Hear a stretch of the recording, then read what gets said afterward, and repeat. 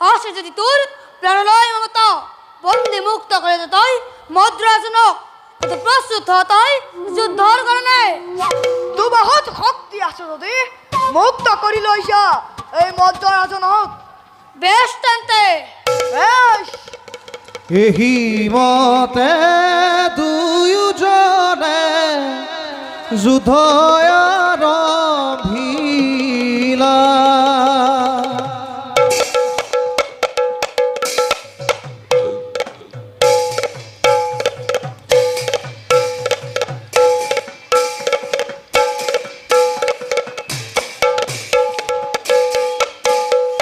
এহি মতে দুয়োজনে যুদ্ধ আৰম্ভিলা যুদ্ধ আৰম্ভিলা চুকা চুকা অস্ত্ৰ দুয়ো চুকা চুকা অস্ত্ৰ দুয়ো প্ৰহাৰ কৰিলা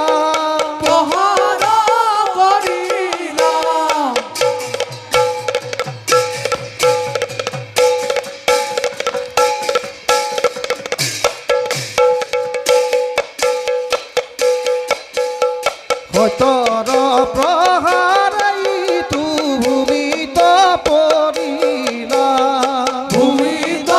পৰিলা নিৰন্তৰে নৰে ডাকি হৰি হৰি বোলা হৰি হৰি বোলা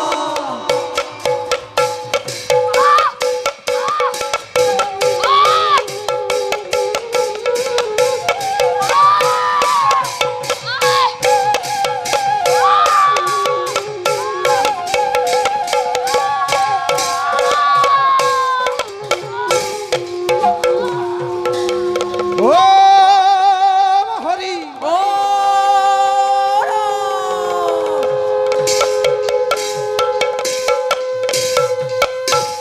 এই তহতৰ শক্তি এই ক্ষুদ্ৰ ভগতিকে লৈ নিসহায় ৰজাৰ ওপৰত কৰিছিলি অত অত্যাচাৰ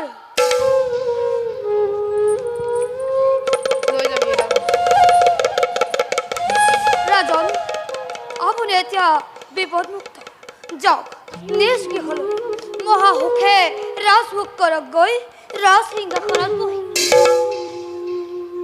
কোন কোন তুমি সুন্দৰ যুৱক মোৰ প্ৰতি তোমাৰ কেনেকৈ দয়া উপজিল দিয়া দিয়া তোমাৰ সত্য পৰিচয় এতিয়া যাওক ৰাজন ৰাজসভাতেই পাব মোৰ সত্য পৰিচয়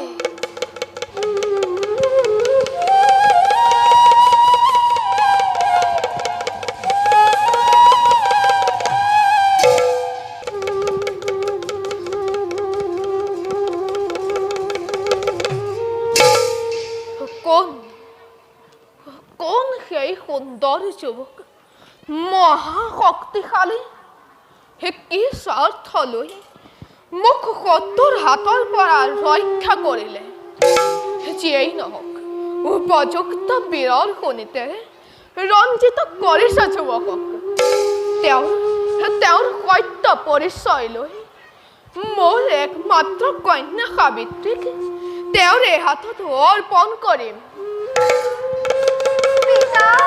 হাই আই সভাগিনী সেৱা কৰিব গ্ৰহণ উঠাই পিতা মোৰ এটি নিবেদন আছে আপোনাৰ ওচৰত প্ৰকাশ কৰাই তোমাৰ কি নিবেদন আছে মোৰ ওচৰত পিতা হাই দক্ষিণী সাবিত্ৰীয়ে আপোনাৰ ওচৰত মহা অপৰাধ কৰিছে পিতা কৰিছা পিতা তাৰ বাবে আপুনি মোক ক্ষমা কৰিবনে হাই মই তোমাৰ সকলো দুখ ক্ষমা কৰিছোঁ মাথো তুমি মোক কোৱা তোমাৰ অপৰাধ কি পিতা হাই মই কোৱা আই মই হাই মই স্বামী বৰণ কৰিছো পিতা কে স্বামী বৰণ কৰিছা কোৱা আই কাক তুমি স্বামী ৰূপে কৰিছা বৰণ সত্যবান পিতা সত্যবান যিজনে আপোনাক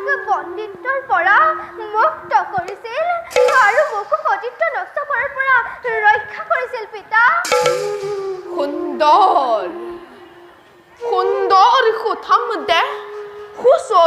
সত্যবান কিন্তু কিন্তু নেপালত তেওঁৰ সত্য পৰিচয় কোন বংশত জন্ম আৰু কাৰ ঔৰসত নাৰায়ণ নাৰায়ণ জানিবা ৰাজন জানিবা এই নাৰদে দেবতাৰ সত্য পৰিচয় দেৱঋষি অধমৰ সেৱা কৰিব গ্ৰহণ আপোনাৰ পদাৰ্পণে প্ৰবৃত্ত কৰিলে ৰাজ পৰে মোৰ কওক কওক দেৱঋষি যুৱকৰ বংশ পৰিচয় দেবৰ্ষি এই অভাগিনী সেবা কৰিব গ্ৰহণ পিতৃকন্যা উভয়েৰ ভক্তি তুষ্ট হলো মই শুনক ৰাজন কওক দেৱঋষি যুবক কাম্যবংশ ৰজা সেনাৰ পুত্ৰ নাম তেওঁৰ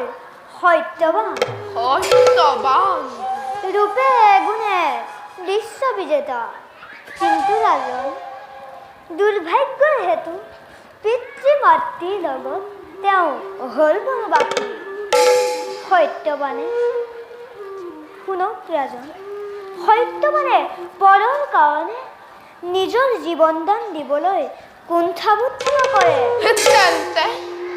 তেন্তে দেৱঋষি মোৰ একমাত্ৰ কন্যা সাবিত্ৰীক তেওঁৰে হাতত অৰ্পণ কৰিব খোজো আপুনি কেনে দেখা দেৱঋষি সুন্দৰ অতি সুন্দৰ ৰাজন কিন্তু কিন্তু বুলি ৰল কিয় দেৱঋষি কবিশেষ কওক ভাঙি পাতিম শুনক ৰাজন কওক দেৱঋষি যদিও বা যুৱকৰ লোক লাৱণ্যৰ তুলনা নাই দেৱঋষি তথাপি তেওঁ এতিয়া ৫০ বছৰৰ দুৱাৰ দলি পাবলৈ মাত্ৰ 10টা দিন বাকী পূৰ্বতে দৈৱজ্ঞই কৈছিল কি কৈছিল দেৱঋষি সত্যবানৰ হস্তদেশ বছৰ শেষ মাহৰ কৃষ্ণ দশমীৰ তিথি বিয়লি বেলা অৰণ্যৰ মাজত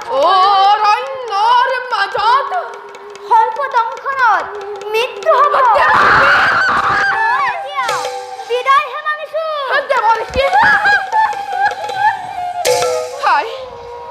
হাই শুনিলা নহয় তুমি দেৱঋষিৰ কথা গতিকে ত্যাগ কৰা তুমি সত্যবানৰ আশা মই তোমাৰ চৰণত ধৰিছো পিতা অন্তত তুমি মোৰ প্ৰতি এনে অন্যায় নকৰিবা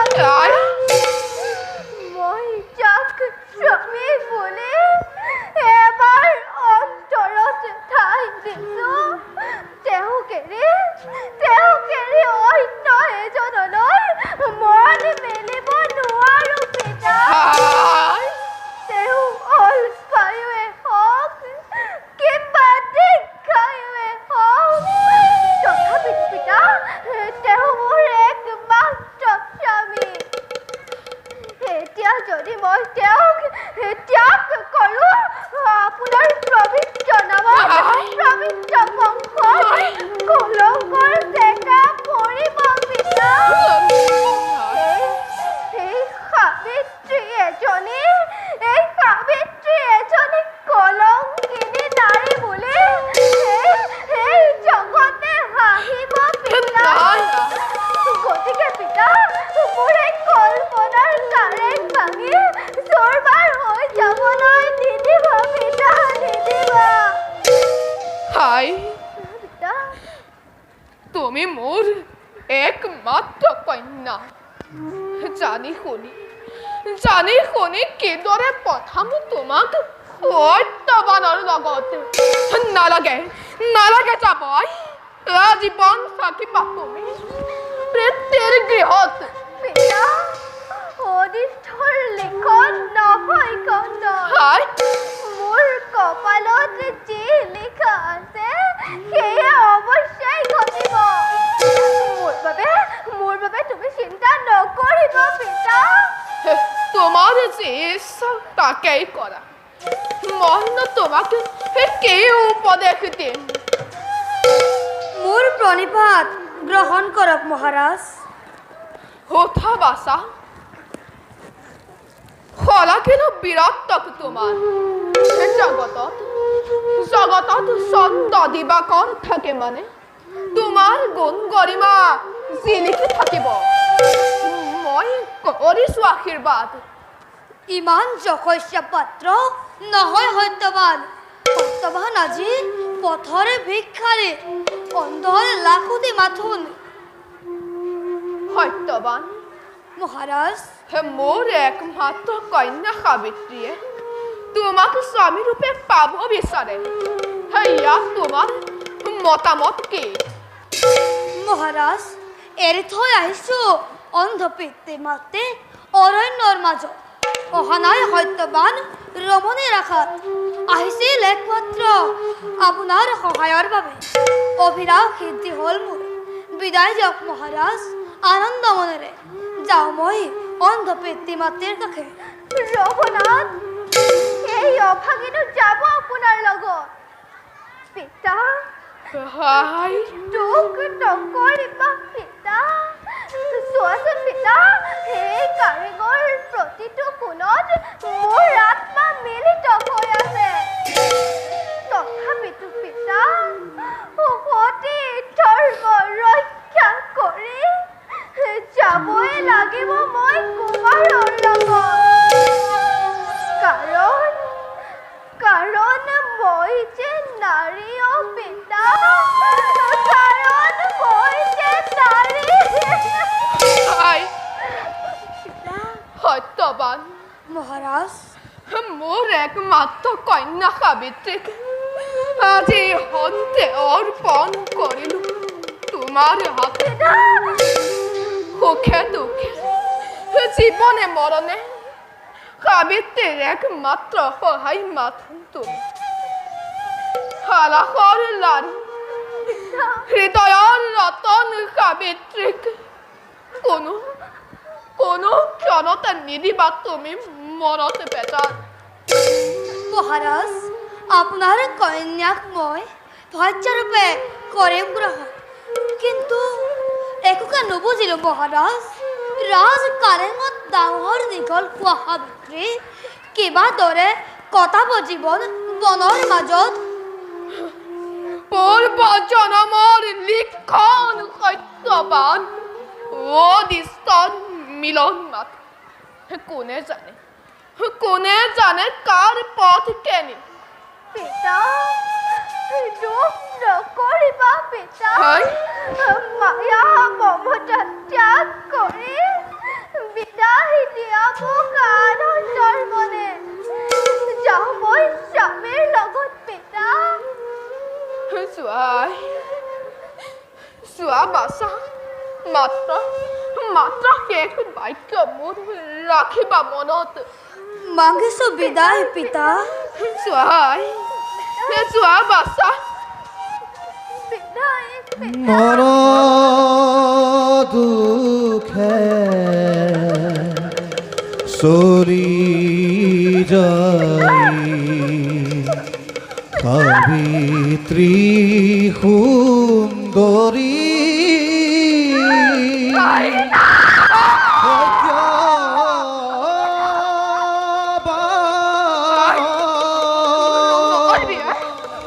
সংগে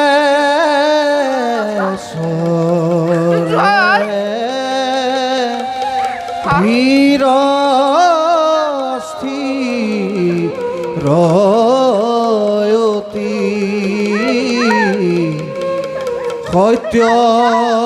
সত্যবান সংগে চৰে ধীৰ স্থিৰতি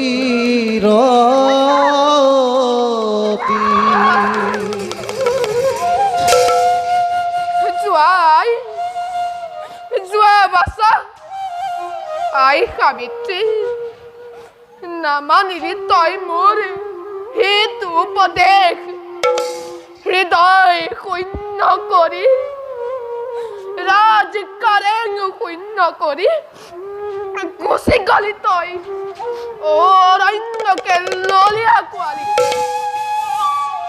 ভগৱান কৃপা কৰিবা তুমি সাবিত্ৰী সত্য সত্যবানক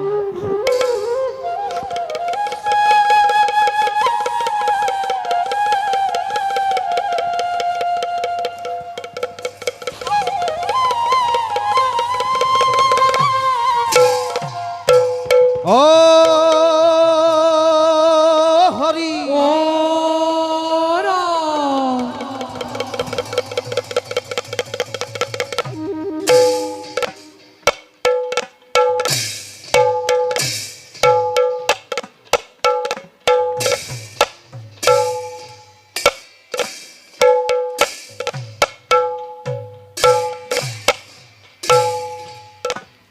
সভাত প্ৰবেশ কৰে দেৱ যমৰাই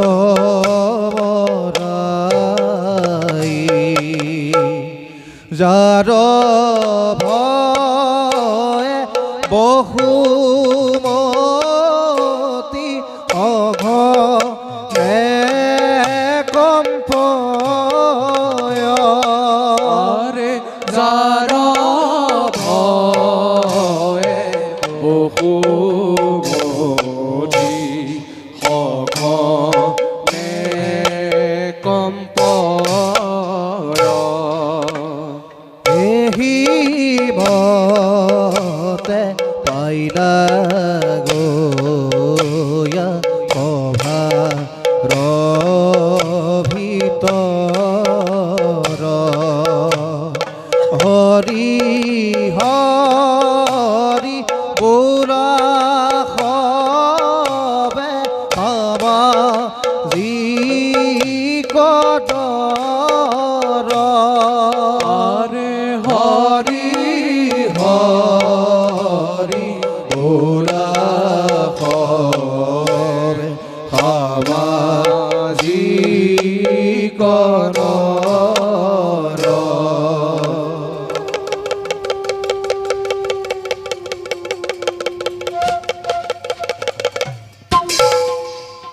মই সেই মৃত্যুপতি ধৰ্মৰাজ জন্ম চিত্ৰগুপ্তৰ বিধি মতে তিনি তৈৰ সমস্ত জীৱৰ ওপৰত বিহিছো শাস্তি মই নিজ কৰ্মৰ অনুসাৰে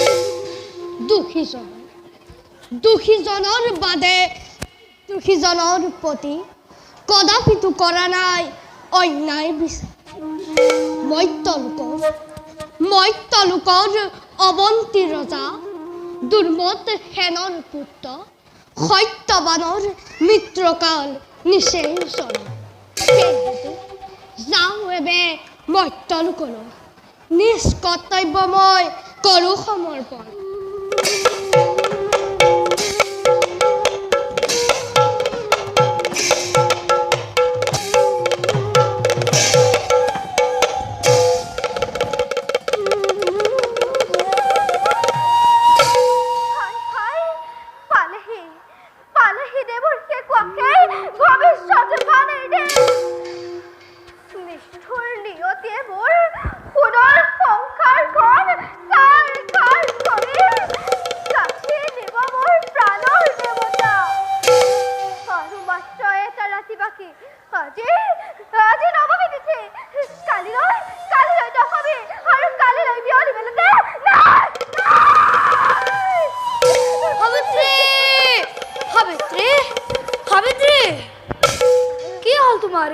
এনেদৰে কান্দিছা কিয়?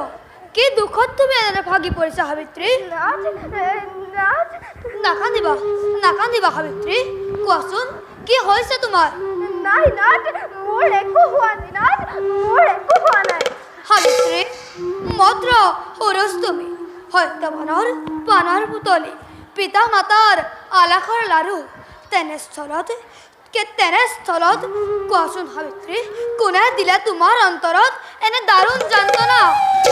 নতু আছে যদি কিবা অভিলাষ মুক্ত কণ্ঠে তুমি মোক ব্যক্ত কৰা সত্যবানে কৰিব পূৰণ সাধ্য অনুসাৰে।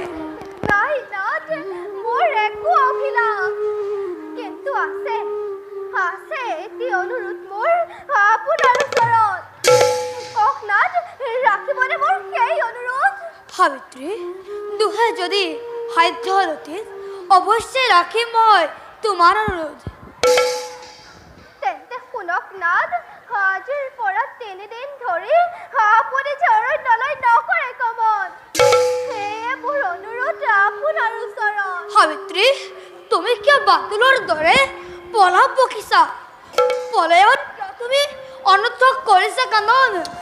পিতাৰ আহাৰৰ বাবে নাযাওঁ যদি মই অৰণ্যৰ মাজে, মহাপাপে নুচুমনে মোক। মাথো 3 দিনৰ বাবে নাযাব ওলাই। পিতৃ মাতৃৰ ফল-মূল পুষ্পখৰি সকলো আনিব এই সাবিত্ৰীয়ে। আপুনি থাকিব নাথ পিতৃ মাতৃৰ লগত। সাবিত্ৰী, সিমানতে তোমাৰ ধ্যান শেষ হ'বনে? নাথ, 3 দিনৰ ব্ৰত মোৰ শেষ হ'ব একাদশী বিয়লি বেলাত। সাবিত্ৰী, অনাহৰে কপি কপি কিবা দৰে থাকিবা তুমি অৰণ্যৰ মাজত।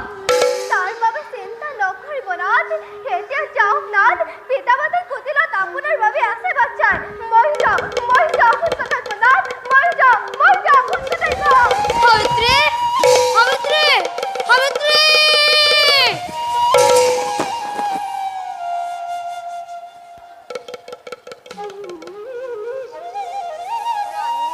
নাথ,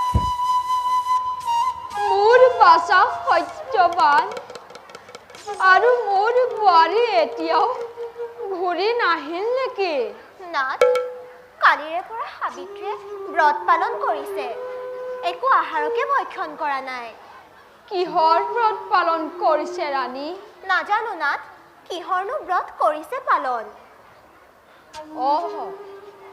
বুজিছো, ৰাজকুমাৰীয়ে চাগে অৰণ্যৰ মাজত কিবা ভয় খাইছে, সেইবাবে ৰাজকুমাৰীয়ে ব্ৰত পালন কৰিছে।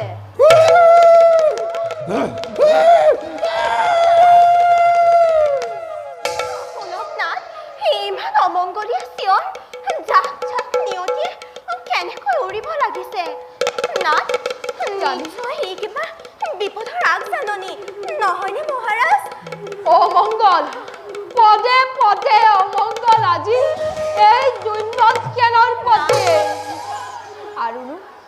আৰুনো কি অমংগল হ'বলৈ বাকী আছে ৰাণী? আৰু জীয়াই থাকিবলৈ ইচ্ছা নকৰো। মোক মুক্তি দিয়া প্ৰভু, মোক মুক্তি দিয়া। শান্ত হওক পিতা, ক্ষমা কৰক অধম পুত্ৰক। যাওঁ মই ফল-মূল পুষ্প কৰি যোগাৰ কৰি আনিবৰ বাবে।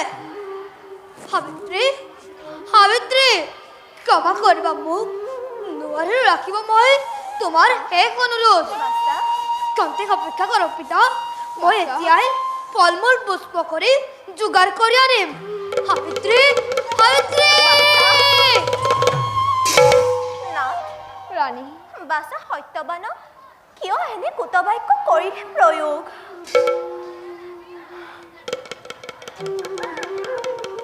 পিতা, সাবিত্ৰী, বোৱাৰী, এয়া পুষ্প আপোনাৰ পূজাৰ বাবে। সাবিত্ৰী আৰু আই, এয়া ফল-মূল লওক ভক্ষণৰ বাবে, আৰু কিছু খৰি লৈ আহিছো অগ্নি জ্বলাবৰ বাবে। আই, সাবিত্ৰী, ৰাজপুত্ৰ ক'ত আই? ৰাজপুত্ৰ দেখোন দেখা নাই আই। মোৰ বাচাই অৰণ্যলৈ কৰিছে গমন। কি ক'লে আই? সাবিত্ৰী, অৰণ্যলৈ কৰিছে গমন। সাবিত্ৰী,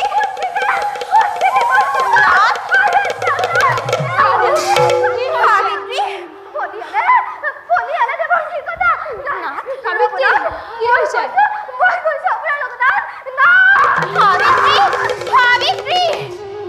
হঠাতে সাবিত্ৰী কি হৈ গ'ল? মই একো ধৰিব পৰা নাই। নাই, নিশ্চয় বাছাৰ কিবা অমংগল ঘটিছে। খেলি গ'ল বাছা মোৰ। বাছা সত্যবান। না, থাকক আপুনি, ময়ো যাওঁ বাছাক বিচাৰি। বাছা সত্যবান। ৰাণী, তোমালোকে মোক অকলশৰে এৰি কলৈ গ'লা ৰাণী? অন্ধ বৃদ্ধ মই অস্থিৰ মগজু, কিবা কম বুলি কিবা কৈ পেলালো। মোৰ বাচা বাচা সত্যবানৰ কিবা অমংগল হৈছে নেকি? ৰবি সত্য, তোৰ পিতা অন্ধ হলেও শক্তিহীন নহওঁ কদাপি। মই যাম তোৰ সহায়ৰ বাবে। ৰবি সত্য, গৈছো ৰ।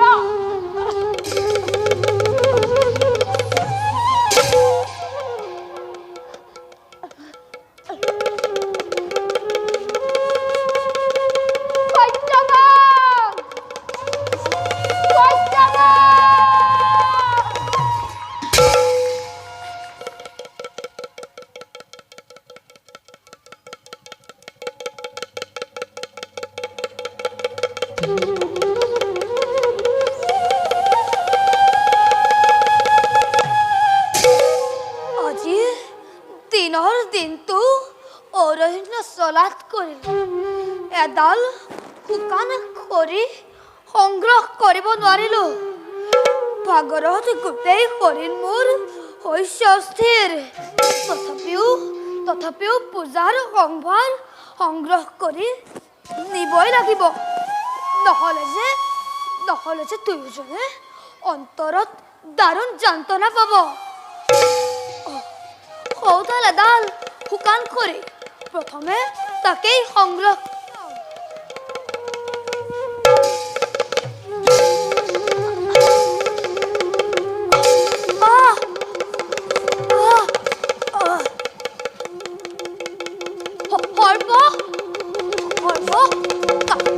সৰ্পই মোক কৰিলে দংশন।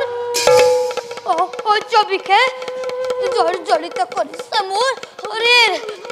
ক'ত আছে পিতৃদেৱ, ক'ত আছে মাতৃ? চাই যোৱাহি পুত্ৰৰ অৱস্থা। সাবিত্ৰী,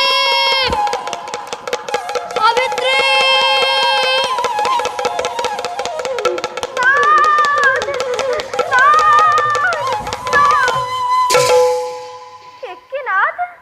আপুনি এনেদৰে কিয় শুই আছে বনৰ মাজত? উঠক নাথ, চাওক নাথ, পশ্চিমৰ আকাশত বেলি লহিয়ালে। যাওঁ আমি পিতা মাতাৰ কাষে। উঠক নাথ, নাথ, না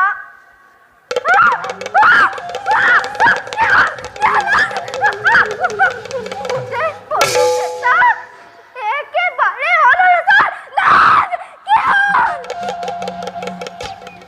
মাতা নাথ, এবাৰ সাবিত্ৰী বুলি মাতাচোন। তোমাৰ সেই মধুৰ কণ্ঠস্বৰ শুনিবৰ বাবে সাবিত্ৰী আজি হাঁহি দেখো। নাথ, নাথ,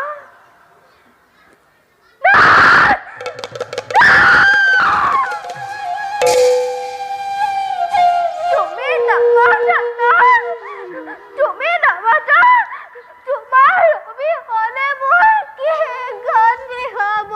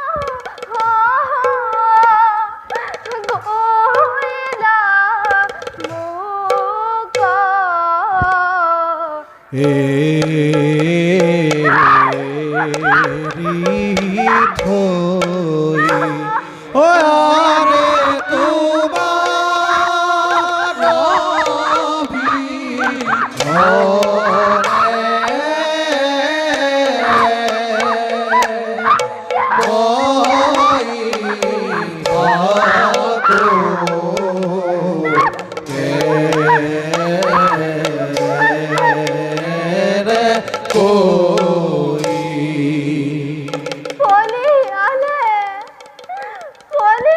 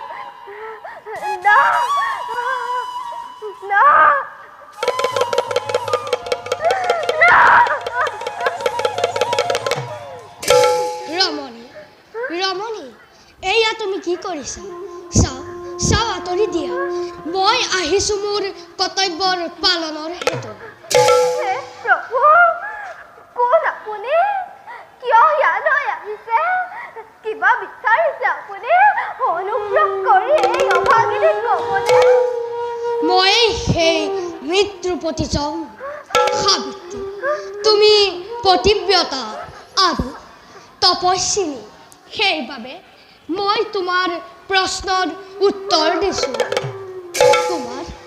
তোমাৰ স্বামী আয়ুষৰ আজি অন্ত পৰিছে সেইহেতু তেওঁৰ জীৱটো মই নিবলৈ আহিছোঁ হে প্ৰভু মই শুনিছোঁ মনুষ্যৰ মৃত্যু হ'লে আপোনাৰ দূতবিলাকে নিবলৈ আহে কিন্তু প্ৰভু মোৰ স্বামীক আপুনি নিজেই নিবলৈ আহিছে কিয় প্ৰভু সাবিত্ৰী তোমাৰ স্বামী সত্যবান ৰূপবান গুণবান আৰু ধাৰ্মিক তুমিও পৰম সতী সেইবাবে মোৰ দূতে তেওঁ জীৱটো নিয়া উচিত নহয় গতিকে মই নিজেই আহিছোঁ তেওঁ জীৱটো নিবৰ বাবে তুমি আঁতৰি দিয়া সাবিত্ৰী তুমি আঁতৰি দিয়া সত্যৰ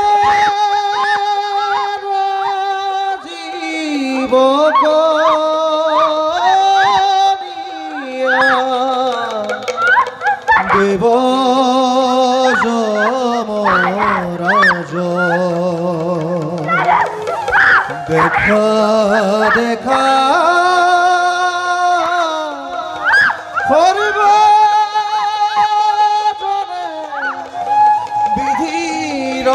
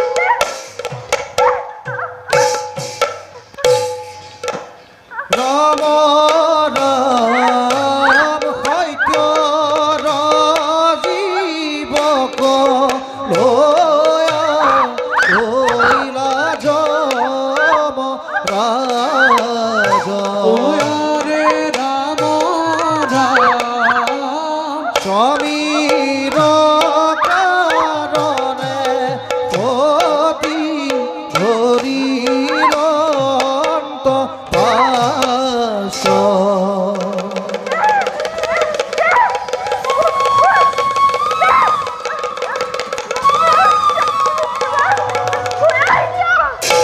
সাবিত্ৰী তুমি তোমাৰ স্বামীৰ ধাৰ যিমান দূৰ সম্ভৱ সেৱা আৰু শুশ্ৰূষাৰে খুজিলা এতিয়া তুমি ঘৰলৈ উভতি গৈ স্বামীৰ দেহৰ সৎকাৰ কৰাগৈ আৰু সৎগতিৰ অৰ্থে প্ৰেত কাৰ্য কৰাগৈ হে প্ৰভু স্বামীৰ সংগই হৈছে তিৰোতাৰ ঘাইখন স্বামীৰ সংগ ত্যাগ কৰাটো তিৰোতাৰ কাৰণে নহয় স্বামী য'ত থাকে স্বামীয়ে য'লৈকে নিয়ে তালৈকে তিৰোতা গৰাকী যোৱাটোৱেই উচিত পণ্ডিতসকলৰ মতে মহাপুৰুষসকলৰ লগত হাত খোজ গ'লে মৃত্যুৰ সম্বন্ধন ঘটে গতিকে মই আপোনাৰ লগে লগে ইমান দূৰ আহিছোঁ যেতিয়া নিশ্চয় মোৰ আপোনাৰ লগত মিত্ৰতা ঘটিছে প্ৰাণীয়ে আপোনাৰ তাতে শৰণ লয় আজিৰ পৰা আপোনাৰ তাতে ময়ো শৰণ লৈছোঁ সাবিত্ৰী, তোমাৰ যুক্তিপূৰ্ণ কথা শুনি মই বৰ সুখী হ'লোঁ। সেইহেতু তোমাক এটা বৰ দিবলৈ ইচ্ছা হৈছে মোৰ।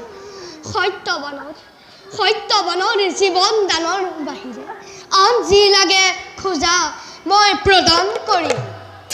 হে প্ৰভু, আপুনি যদি মোৰ প্ৰতি সদয় হৈছে তেন্তে শুনক প্ৰভু, মোৰ শহুৰে ৰাজ ধন ঐশ্বৰ্য বিভূতি আৰু 2 চক্ষু হেৰুৱাই বনৰ মাজত কষ্টৰে কৰিছে জীৱন।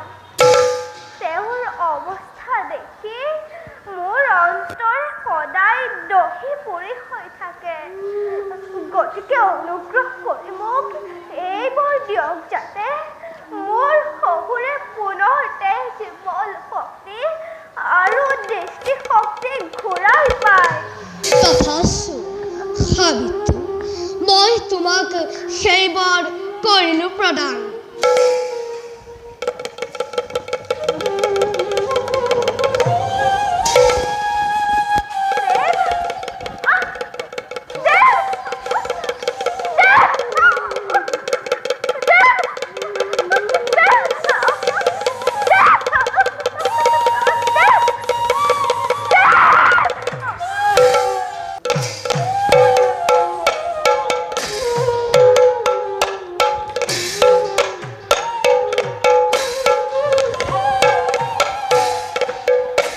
চলিলন্ত পন্ত জম পাশকৰ আশাই সমীৰ জীৱৰ হেতু সাবিত্ৰী উজাই সমীৰ জীৱন হেতু সাবিত্ৰী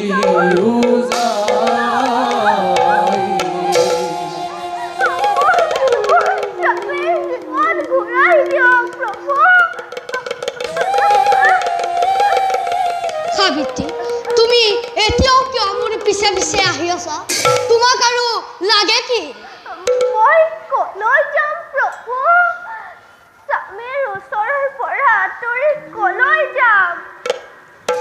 আপুনি ন্যায় ধৰ্ম মতে সকলো প্ৰাণীকে সমান বিচাৰ কৰে। সেইকাৰণে আপোনাক ধৰ্মৰাজ বোলে। আপুনি হৈছে সকলোৰে গৰাকী। গতিকে আপোনাক সকলোৱে প্ৰণয় বাঞ্ছা কৰে। গতিকে ময়ো আপোনাৰ প্ৰণয় বাঞ্ছা কৰিছোঁ প্ৰভু। সাবিত্ৰী, তোমাৰ কথা শুনি পিয়াহত মোৰ পানী খোৱা যেন লাগিল। সেইহেতু তোমাক এটা বৰ দিবলৈ ইচ্ছা হৈছে মোৰ।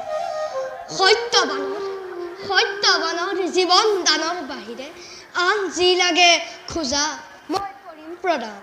হে প্ৰভু, আপুনি যদি মোৰ প্ৰতি সদয় হৈছে তেন্তে শুনক, মই যে নিজ স্বামীৰ ঔৰসৰ পৰা 400 বছৰ জীয়াই থকাতকৈও 100টি সুপুত্ৰ মাতৃ হ'ব পাৰিম। তথাস্তু, তোমাক মই সেইবাৰ কৰিলোঁ প্ৰদান। এতিয়া তুমি যোৱা, ময়ো যাওঁ আপোন কৰ্তব্য। ৰ'ব প্ৰভু, এয়া আপুনি কি কৈছে প্ৰভু? স্বামীহীন তিৰোতাৰ ঘৰ ক'ত? মোৰ স্বামী বৰ্তমান আপোনাৰ হাতত। তেওঁক যদি আপুনি লৈ যায়, মই কোন স্বামীৰ ঔৰসৰ পৰা পুত্ৰ জন্ম দি 100 সন্তানৰ মাতৃ হ'ব পাৰিম। গতিকে মোৰ স্বামীৰ জীৱন ঘূৰাই দিয়ক প্ৰভু। আপুনি নিজেই দিয়াবোৰ সঁচা হ'বলৈ দিয়ক। সাবিত্ৰী, তোমাৰ জ্ঞান আৰু বুদ্ধিৰ ওচৰত মই পৰাজয় স্বীকাৰ কৰিছোঁ। মই সত্যবানক পুনৰ জীৱন দান দিম। তুমি তেওঁৰে সৈতে 400 বছৰ সুখে সন্তোষে জীৱন কটাব পাৰিবা। আৰু আৰু তুমি এসতি সুপুত্ৰৰ মাতৃ হ'বা। তোমাৰ জ্ঞান ধৰ্ম ভক্তি আৰু ব্ৰতৰ সুখ্যাতি সংসাৰত চিৰকাল জিলিকি থাকিব। সাবিত্ৰী, এই আলোৱা তোমাৰ স্বামীৰ জীৱন।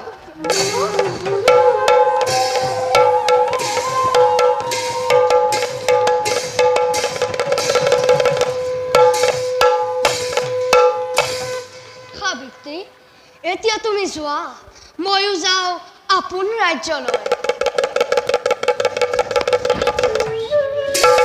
ভাল প্ৰভু, আপোনাৰ অপাৰ কৰোণা এই অবলাৰ প্ৰতি। স্বামী, স্বামী, স্বামী, ৰ'ব স্বামী, স্বামী,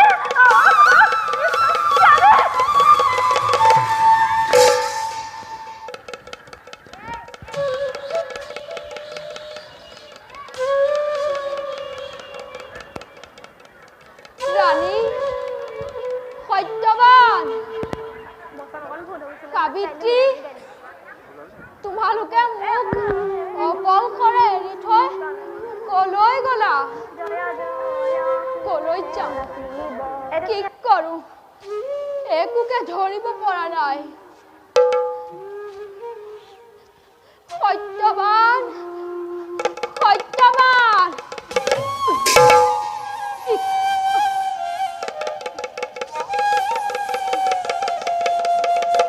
কি এয়া মই কাৰ গাত খুন্দা মাৰিলো?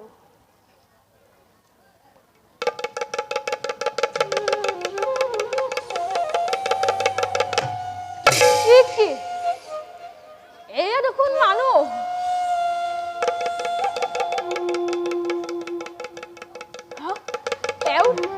এওঁৰ মৃত্যু হৈছে। হে প্ৰভু, কোন দুৰ্ভগীয়াই এই অৰণ্যৰ মাজত প্ৰাণ এৰিলে? প্ৰভু, দুৰ্ভগীয়াক কৃপা কৰি বৈকুণ্ঠত ঠাই দিয়া যেন। প্ৰভু, বৈকুণ্ঠত ঠাই দিয়া যেন।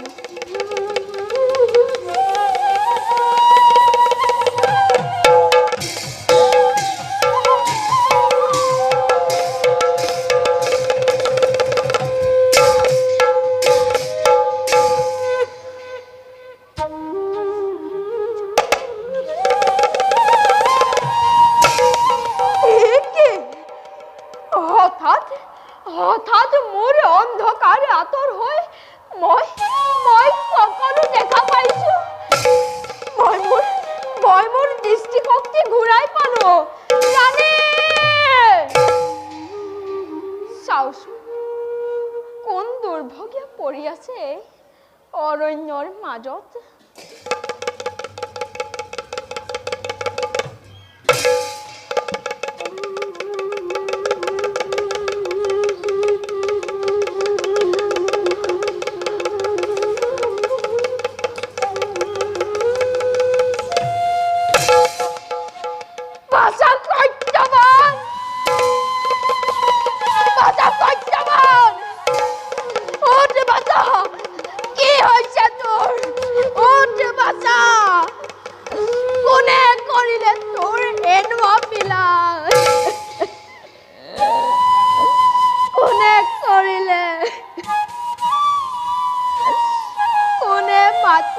আজিৰ পৰা মোক পিতা বুলি। বাছা, তোৰ অবিহনে মই কেনেকৈ জীয়াই থাকিম? উঠ বাছা,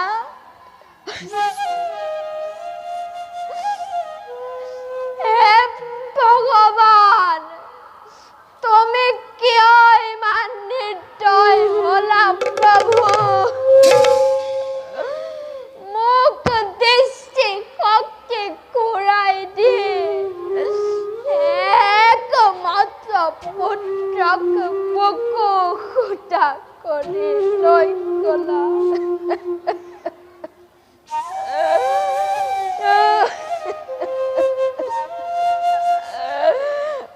নালাগে নালাগে প্ৰভু মোক দৃষ্টি শক্তি নালাগে মোক পুনৰ অন্ধ কৰি দিয়া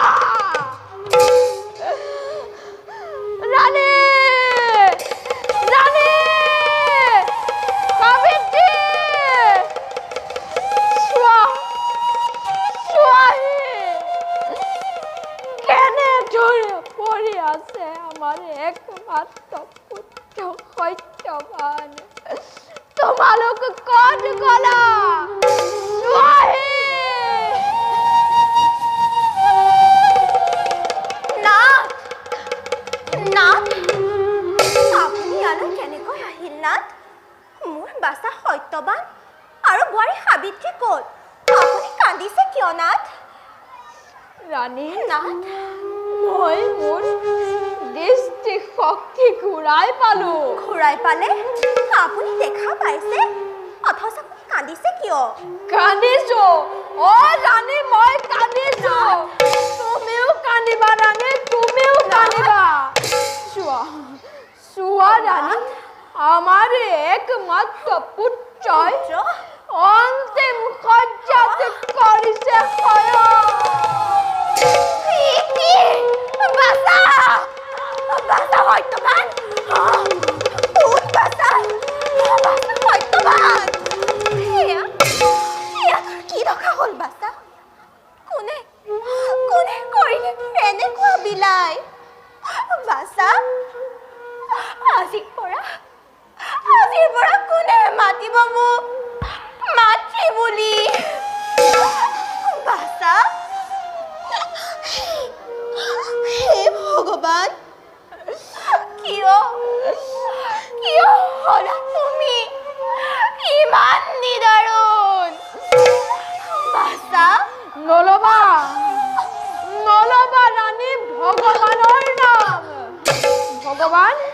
ভগৱান দয়াময় নহয় ভগৱান দয়াহীন ভগৱান কৰুণাময় নহয় ৰাণী ভগৱান কৰুণাহীন হে প্ৰভু বাচা আঘাতৰ উপৰি আঘাত জৰ্জৰিত কৰিছা মোক মুক্তি দিয়া প্ৰভু মোক মুক্তি দিয়া পিতা আৰু আই আপোনালোকে লক্ষণ ভূখণ্ডত মই মোৰ স্বামীৰ জীৱন ঘূৰাই আনিছো নাথ সেয়া বোৱাৰী সাবিত্ৰীয়ে বাচাৰ জীৱন ঘূৰাই আনিছে পিতা আৰু আই সাবিত্ৰী মই মোৰ স্বামীৰ জীৱন মৃত্যুপতি হাতৰ পৰা ঘূৰাই আনিছা এয়া চাব আই মোৰ স্বামীয়ে প্ৰাণ পাই উঠিব ৰাণী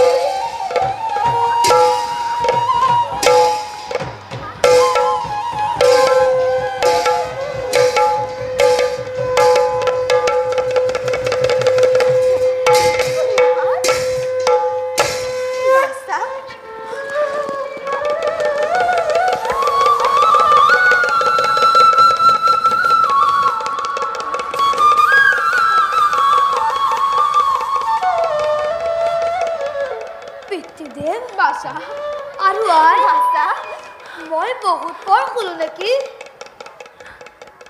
সাবিত্ৰী সাবিত্ৰী এয়া তুমি কেইৰূপ কৰেছ তাৰণ মনে মোৰ নামানে প্ৰবোধ কিবা যেন ঘটিছে মহামঙ্গল বাচা পিতা তোকেই বিচাৰি আমি ইয়ালৈ আহিছিলো চা বাচা মই মোৰ দৃষ্টি শক্তি ঘূৰাই পালো এতিয়া বল বাচা আমি নিজ ৰাজ্যলৈ উভতি যাওঁ উৎপকেনক বধ কৰি ৰাজ সিংহাসন স্বৰ্গলৈ উঠাই